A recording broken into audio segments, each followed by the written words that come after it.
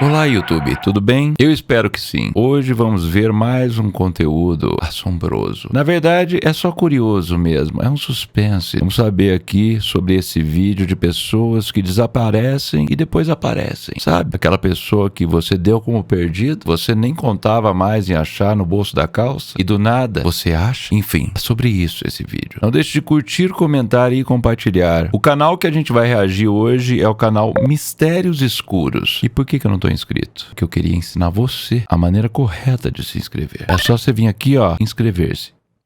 Não é difícil. Então, se você quiser assistir este conteúdo sem os meus comentários, vem aqui no canal Mistérios Escuros, que eles têm vídeos super interessantes sobre temas diversos. Vambora para mais um react. Não deixe de curtir, comentar e compartilhar. Ah, uma outra coisa. Gostaria de agradecê-las pelo fato de vocês me apoiarem nesta última semana com o lance dos reacts. Eu espero que isso normalize, mas se não normalizar, ainda assim temos aqui a nossa rotina, os reacts que a gente faz. Eu sinto falta de Vivendo com o Inimigo, mas no final das contas, não só do Vivendo com o Inimigo vive esse canal. Obrigado por todo o apoio, obrigado pelas mensagens de carinho, obrigado pela atenção de vocês e pela preocupação com a minha pessoa e com a equipe também. Espero que em breve a gente possa ter boas notícias para vocês. Infelizmente, para muitos dos casos de pessoas desaparecidas que cobrimos neste canal, parece que nunca há um fim à vista. É tão raro conseguirmos respostas para as famílias que ficam para trás, mas não é impossível. Histórias de entes queridos retornando existem. Às vezes é para melhor, mas para outros, nem sempre é mais fácil quando eles finalmente voltam para casa. Só se for encosto mesmo, às vezes é um ente querido que não é tão querido assim, daí o pessoal não quer mesmo que volte, antes tivesse ido pro outro lado do mundo. Stephen Kubacki. Stephen Kubacki tem um dos casos mais bizarros de alguém que desapareceu e depois reapareceu. Em 1978, Stephen tinha 23 anos e estava estudando alemão em uma pequena universidade cristã privada. Sei lá, se ele era mais jovem, parece o Harry Potter. Se você for ver, Harry Potter a tendência é ficar assim. Na época em que desapareceu, ele não era conhecido por estar chateado, deprimido ou estressado com nada que estivesse acontecendo em sua vida. Ele era um jovem inteligente e capaz que tinha tudo o que queria. Ele era um jovem afortunado, tudo estava a seu favor, inclusive um emprego garantido em um jornal após se formar. Resumindo, um Enzo, mais ou menos isso que eu quis dizer aí. Meio que tava com a vida no easy, cheio de regalias já, benefícios, família rica talvez. Ele não tinha complicações em sua vida amorosa e, segundo relatos, seu pai tinha intenções de passar sua casa para o nome do filho. Em 20 de fevereiro de 1978, Stephen desapareceu de uma área em Michigan conhecida como o Triângulo do Lago Michigan. Nossa, perto do Gino ele mora. O Gino é de lá, do Michigan. Meu Deus, espero que o Gino não tenha nada a ver com isso. Eu ficaria horrorizado. Obrigado por me dizer isso. É bom saber. O Triângulo tem sido associado a vários eventos peculiares ao longo dos anos, começando em 1891. E por um curto período, acreditava-se que o caso de Stephen estava ligado a esse mistério. Stephen tinha planos de ir esquiar naquela tarde, mas ele nunca voltou para casa. Um dia após a data prevista para seu retorno, a família notificou as autoridades sobre o desaparecimento do jovem. Equipes de busca foram rapidamente enviadas e as autoridades não perderam tempo em iniciar uma investigação. Porque também que isso se torna uma busca muito à pronta entrega, imediata. Porque esquiar é uma coisa que envolve um risco. E quando você, por exemplo, sofre um acidente, acontece alguma coisa assim, as equipes têm que ser muito rápida para conseguir fazer o resgate a tempo e para que a pessoa não sofra ali uma hipotermia, alguma coisa assim. Os esquis e bastões de Stephen foram encontrados na margem do Lago Michigan.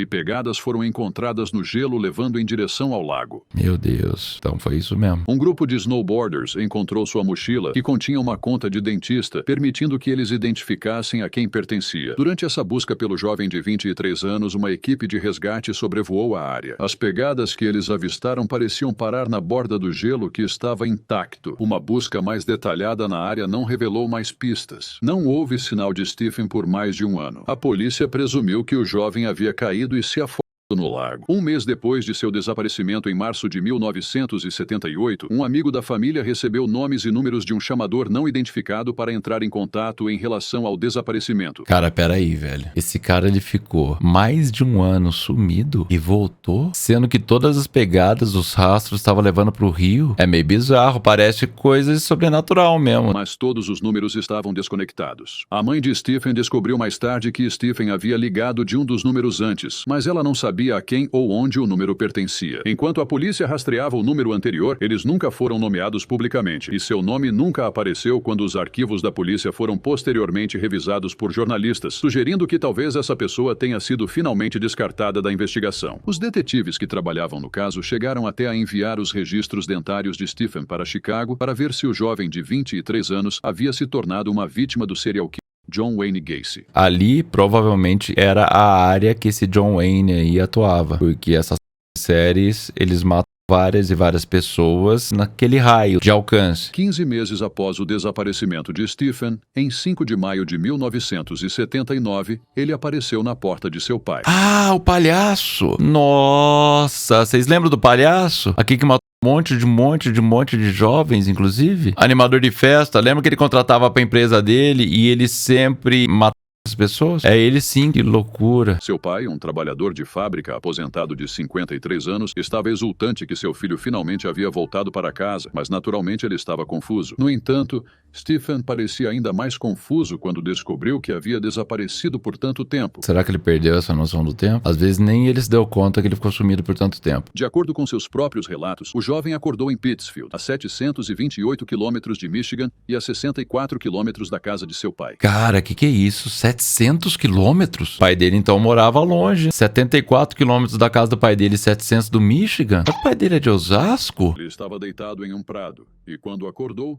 estava vestindo roupas que não lhe pertenciam. Ao seu lado, Stephen encontrou uma pequena bolsa. Havia mapas dentro dela que ele não reconheceu como sendo seus. Ele também encontrou placas de carona que sugeriam que ele havia estado em Utah, Chicago, São Francisco e Sacramento. Cara, que isso? Ele viajou os Estados Unidos inteirinho. É 700 quilômetros de onde ele estava. Traça uma linha aí pra vocês verem aonde que vai dar. É longe, é papo de 10 horas de distância, até mais, de carro. A pé é um pouco mais. Havia $40 em dinheiro e um novo par de sapatos. Quando perguntado sobre o ocorrido, o pai de Stephen sugeriu que ele talvez tenha sofrido uma combinação de exaustão e perda de calor corporal comum em alpinistas. Ele sabia disso por experiência, pois já havia escalado montanhas na Europa. Essa combinação pode resultar em uma perda temporária de memória. Cara, mas peraí, velho. Você perde a memória e acorda a 700 quilômetros de distância? É que assim, eu tenho essas dúvidas também. A partir do momento que a pessoa perdeu a memória, ela continua vivendo normalmente, beleza. Mas aí ela não lembra disso? Ela tem que ter sofrido um trauma muito, muito recente e que foi depois que ele sumiu. É estranho isso, confuso. Ele também acrescentou que tinha sentimentos vagos e um novo par de tênis de corrida, dizendo: "Sinto que corri bastante. Eu também tenho uma camiseta de maratona de Wisconsin, não sei como a consegui." Cara do céu, ele viveu outra vida por um ano que ele não tem lembrança nenhuma. Que maluquice. O nome de Stephen não estava registrado como inscrito na maratona que ocorreu em Wisconsin naquele ano, 1978. Ao retornar, repórteres perguntaram repetidamente a Stephen se ele falaria com um profissional, mas ele disse a eles que não precisava, porque não tinha nenhum problema psicológico e não tinha nada a dizer sobre os 15 meses em que esteve desaparecido. Cara, eu tô confuso. A minha dúvida é, se esse cara sofreu algum trauma, se ele bateu a cabeça, ele perdeu a memória, foi logo de início ou foi no final dessa jornada? Eu imagino que foi no final. Porque se ele, de fato, colecionou todas essas memórias e tudo que ele fez, uma camisa de maratona e tudo mais, eu acho que ele sumiu consciente. Sei lá, deve estar com a família dele, falar, foda, eu vou ser rebelde sem causa, vou tirar um ano sabático aí e vou viajar aos Estados Unidos. E depois, simplesmente, ele perdeu a memória por alguma coisa que rolou. Mas eu não acho que ele foi sequestrado nem nada do tipo. Algum tempo depois de 1983, Stephen obteve um mestrado em linguística e um doutorado em psicologia clínica. Rapaz, sumiu, foi pra Nárnia e ainda virou aí, ó, mestre em psicologia e linguística. E você aí estudando pra cacete. Eu também estudei muito, virei streamer. Ele não aceitou o emprego em um jornal que originalmente tinha alinhado e recebeu o diploma de bacharel em ausência do Hope College no ano em que desapareceu. Bacharel em ausência? Tem essa faculdade? Se formar nessa faculdade é só você não ir. Rapaz, foi formado em ausência, que da hora. Seu pai que foi comprar cigarro tinha formação superior. No geral, Stephen Kubacki é um indivíduo muito realizado, mas ainda não se aprofunda nos 15 meses em que esteve desaparecido. Até a sua ex-esposa recusou-se a fornecer aos jornais qualquer informação que ela pudesse ter. Eu ficaria maluco com isso. Eu sou uma pessoa que, quando não tem explicação pra alguma coisa, eu fico maluco. Tipo assim, eu fico ansioso pra saber qual seria a explicação pra tal coisa. Eu não sossego fácil, não. Não sei como que vocês são, mas eu não conseguiria ficar nessa situação sem investigar. Eu ia atrás. E parece que ele acomodou com isso. Muitos se perguntaram se Stephen sofria de um estado de fuga, que é um transtorno dissociativo e um raro transtorno psiquiátrico caracterizado por amnésia reversível para a identidade pessoal. Você viu só? Estado de fuga. Rapaz, deu uma fugida. Incluindo coisas como memórias e características de individualidade. Pode durar dias, meses ou até mais tempo. Stephen foi descrito por aqueles que o conheciam como um pouco mais livre em espírito do que o estudante médio. Eu tô te falando, esse cara, ele simplesmente se cansou da rotina e deu sumiço. E existe uma possibilidade real desse cara simplesmente lembrar de tudo e meter o migué e falar que ele perdeu a memória, porque daí fica mais fácil, ele não tem que explicar. O que levou outros detetives online a especular que Stephen partiu por vontade própria, com alguns sugerindo que ele acabou em um culto envergonhado de onde ele esteve. Me respeita, pessoal. Você é streamer. É isso, eu sei que é isso. Rapaz, do nada, entrou pra um culto, foi fazer umas coisas, usou um chá de fita, arrependeu, bateu a bad, voltou e falou, ó, vou meter o louco. Vou falar que eu perdi a memória, que eu não sei explicar o que aconteceu. E foi isso que ele fez. Ou talvez não desejando causar problemas com o grupo do qual ele escapou. Outros sugeriram que ele simplesmente queria um descanso e sentiu que a única maneira de conseguir isso era desaparecer completamente do mapa. Até porque ele tinha uma rotina, estudos e tudo mais, o cara sempre foi muito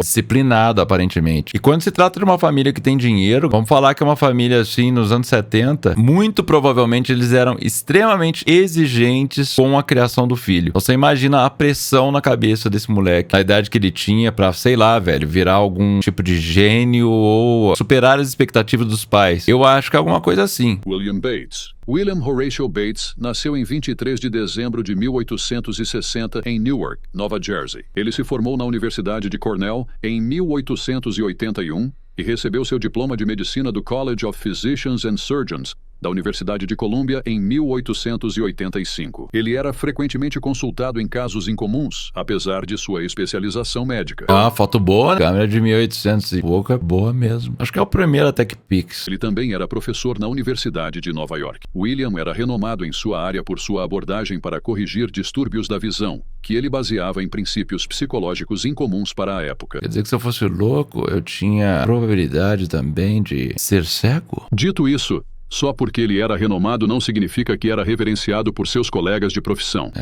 Ninguém gostava dele. Odiavam o William. Mas falaremos sobre isso mais tarde. Apenas horas antes de William desaparecer em 30 de agosto de 1902, ele escreveu uma carta apressada para sua esposa, Ada, que estava fora da cidade visitando sua mãe. A carta dizia que ele teve que sair da cidade a trabalho e escreveria os detalhes depois. Parece mesmo o Duende Verde, William Defoe. E o nome dele já é William. Ele também mencionou estar animado com o dinheiro ganho, um detalhe estranho, considerando que o homem de 42 anos já era rico e influente. No entanto, William não escreveu para sua esposa mais tarde, como prometido. Ele também não voltou para casa e, em sua carta original, nunca havia declarado para onde estava indo. Após vários dias, Ada começou a escrever para amigos e familiares nos Estados Unidos da América e Europa, perguntando se tinham visto ou ouvido falar de seu marido. William era uma figura proeminente entre os maçons. E por isso, Ada solicitou a ajuda da sociedade maçônica para localizar seu marido. Quando você fala de maçom, até, por exemplo, né, a Ordem de Molay, essas coisas, o pessoal, eles têm uma sociedade secreta e é uma sociedade que se ajuda muito, né? É como se fosse, assim, paralelo à sociedade original, é um negócio meio louco, assim. Eu não sei explicar, mas todo mundo que foi me explicar alguma coisinha, porque eu tenho amigos que são de Molay, falou sobre isso. Não é secreta, é discreta. Ah, entendi. É isso, uma sociedade discreta. A minha Alexa faz parte de uma sociedade dislexa. Sua foto foi amplamente divulgada. Eventualmente, uma carta chegou do Reino Unido. Um homem com a descrição de William foi encontrado trabalhando como assistente médico no hospital Charing Cross, em Londres. Nossa, longe de casa, hein? Um paciente parecia abatido, magro, com olhos profundamente encovados, segundo relatos.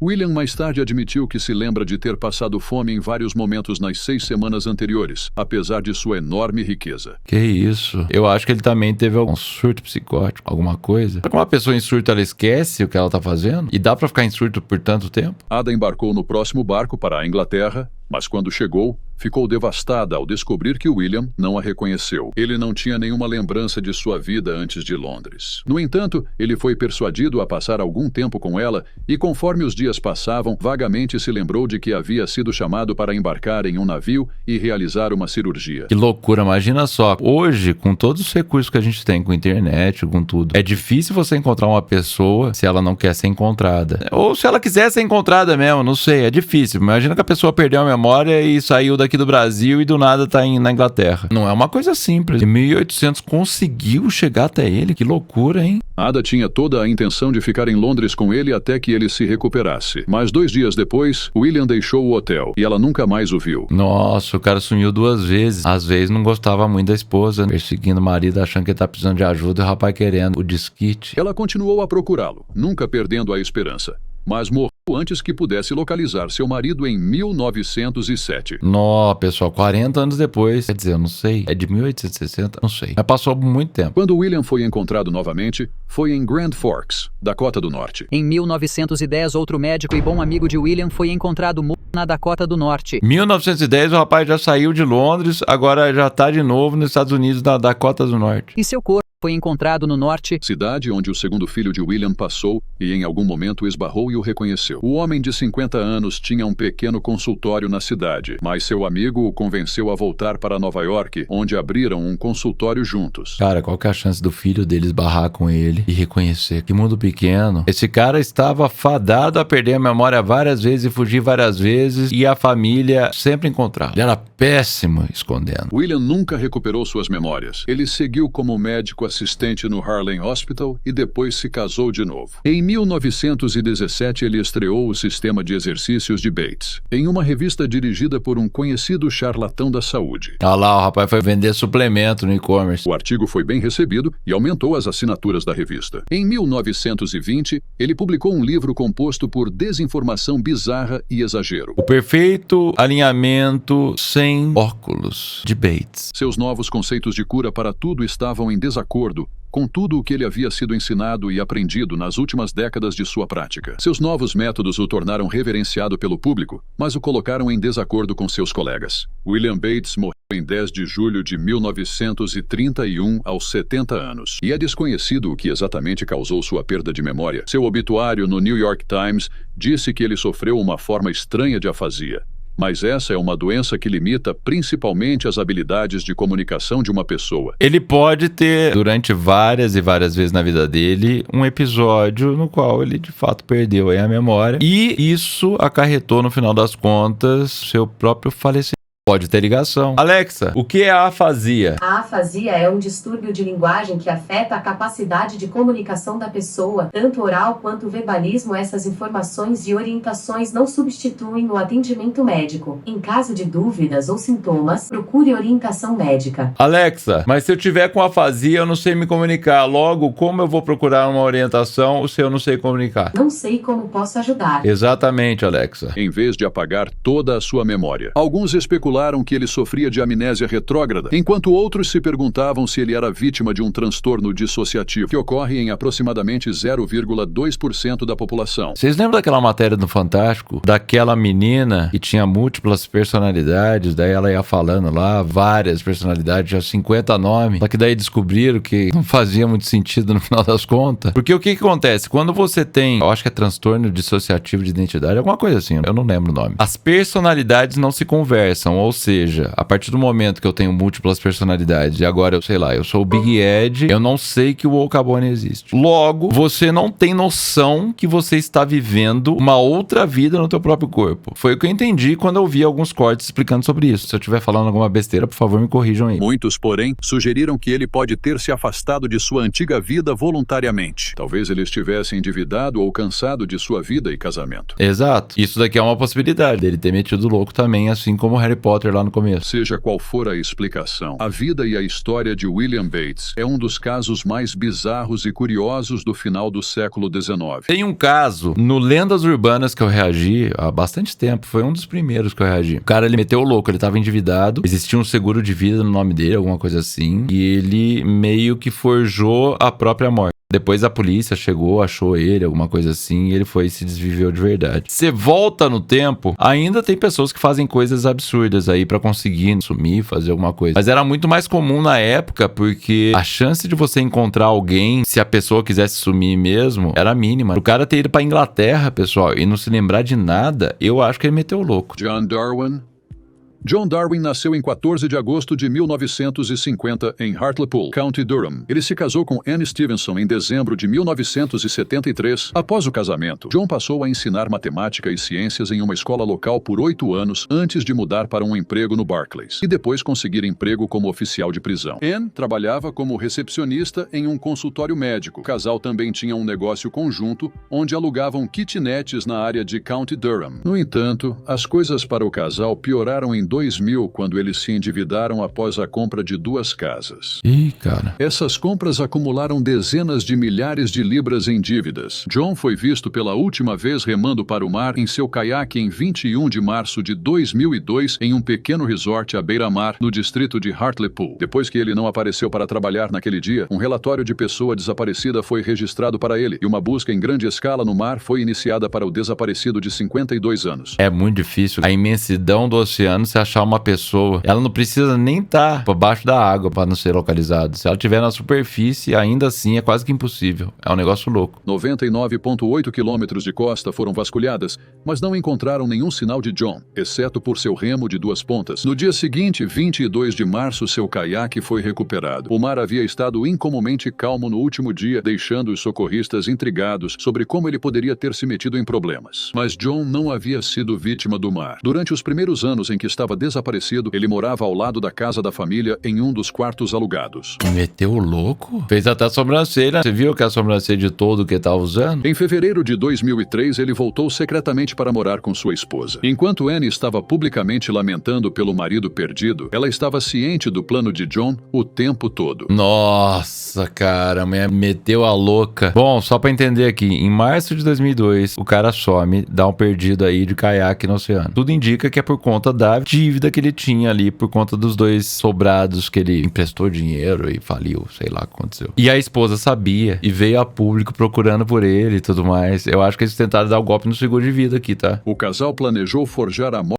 de John para receber o dinheiro do seguro de vida. Me respeita, pessoal. Sou streamer. Assim, poderiam quitar suas dívidas e ainda sobrar dinheiro para gastar. Que cabeça, não? Nessa altura do campeonato, meteu o louco nesse nível, meu Deus. Os 2 filhos adultos do casal viviam sozinhos. John e Anne não estavam preocupados em serem flagrados. Uma certidão de óbito para John foi emitida em 2003, listando sua data de morte como 21 de março de 2002. Nossa, cara. Eu acho que isso daqui dá cadeia, né? Dá o golpe no seguro, eu acho que dá cadeia. Isso permitiu que Anne coletasse a apólice de seguro de vida do marido. Relatadamente, foram pagos 25 mil libras, além de uma soma muito maior que quitou a hipoteca do casal de 130 mil libras. Nossa, valeu a pena então, né? Viver de brincadeirinha. Em 2003, um inquilino da cama, o quarto de solteiro, avistou John, mas não relatou à polícia. Porque ele, citação, não queria se envolver. Pra mim é cúmplice, então. Você viu, é? Eu acho que tem que relatar sim. CX9. Tô brincando, eu não sei como que funciona a lei lá. Mas isso não é tipo omissão, sei lá? Você tá colaborando de alguma forma? Em 2004, Anne e John consideraram se mudar para o exterior e tinham seus olhos voltados para o Chipre. Vocês caguetariam? Nesse caso, eu caguetaria pra caralho.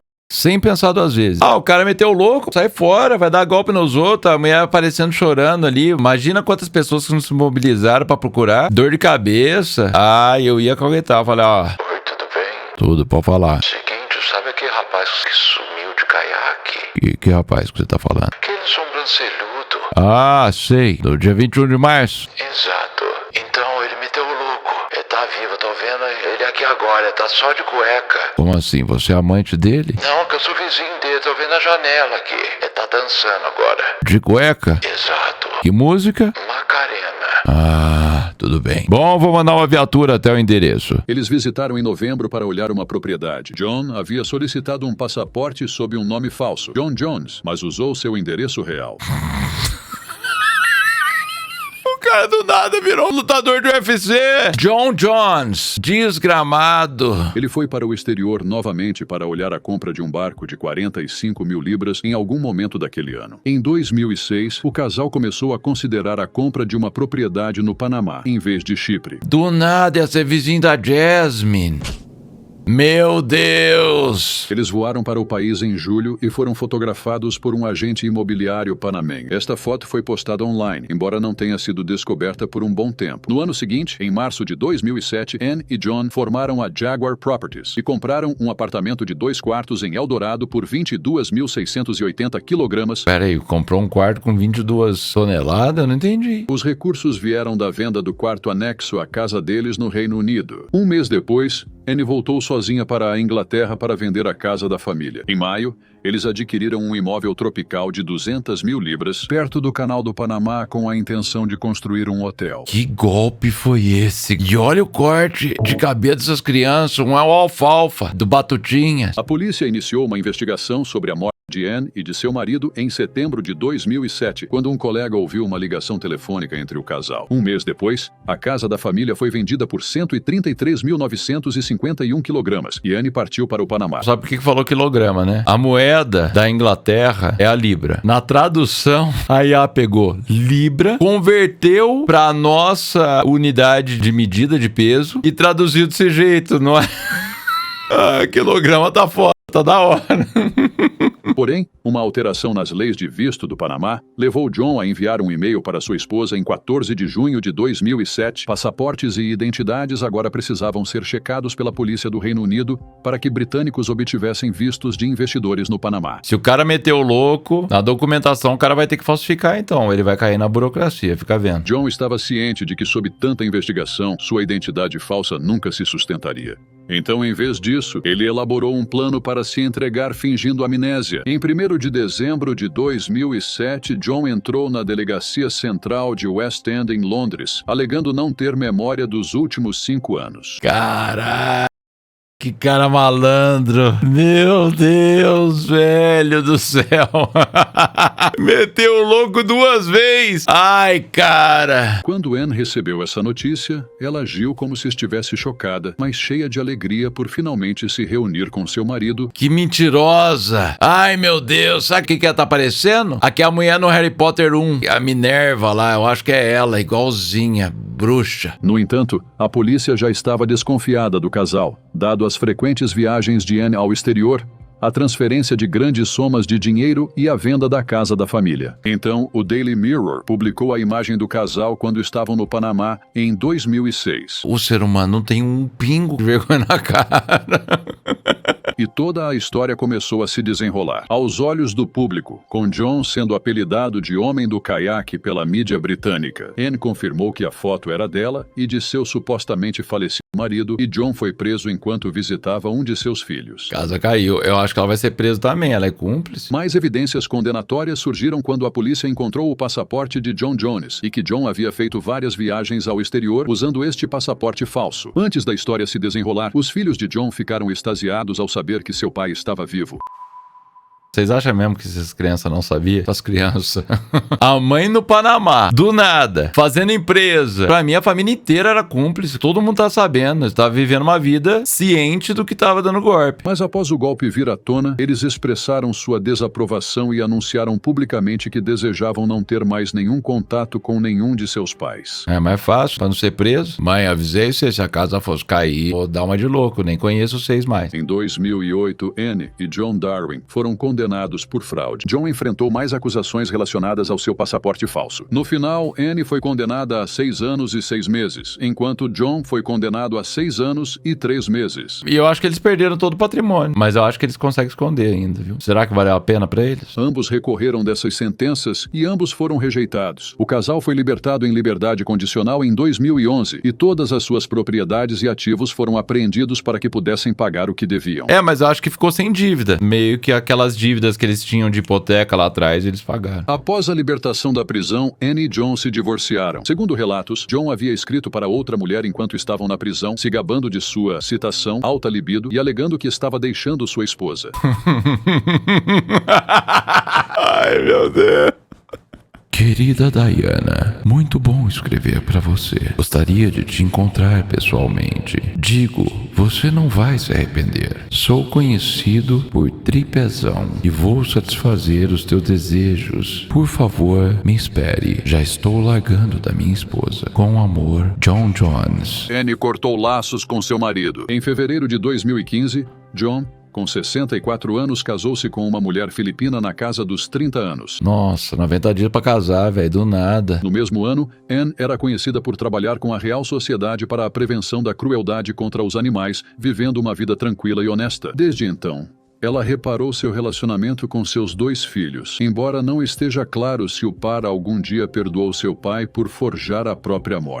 Eu tô achando que é história, mas tudo bem. Então essa foto da Anne aqui é depois. E então, aí estão os fatos. Compartilhe seus pensamentos, teorias e especulações nos comentários abaixo. E lembre-se de curtir este vídeo e se inscrever para apoiar o canal. Bom, pessoal, esse foi o vídeo de hoje. E você, já sentiu vontade de dar uma fugidinha? Deixe nos comentários.